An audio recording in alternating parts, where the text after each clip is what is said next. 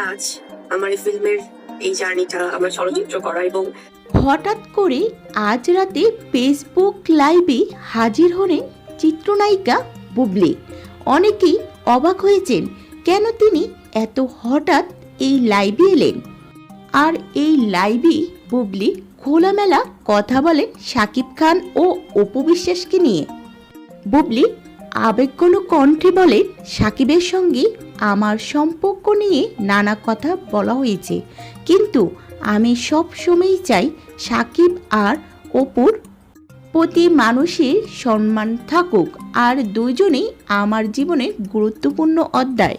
তিনি আরও যোগ করেন, শাকিবের প্রতি আমার শ্রদ্ধা আজীবন থাকবে, আর অপু বিশ্বাসকে আমি একজন নারী ও একজন শিল্পী হিসাবে ভীষণ সম্মান করি। আমরা সবাই চাই শিল্পী স্বরূপ সম্পর্ক বজায় থাকুক, ব্যক্তিগত কাদা চোরাচুরি যেন না হয়।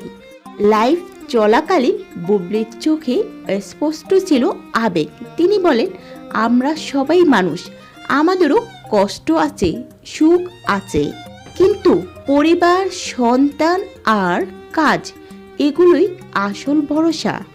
আমি চাই না আমার কোনো কারণে সাকিব বা অপুকে কেউ ছোট করে দেখুক। তো ভিউয়ার্স, বুবলির এই লাইভ স্পষ্ট বোঝা গেল তিনি শান্তি চান, সম্মান চান, আর চাইছেন সকল বিতর্কের অবসান।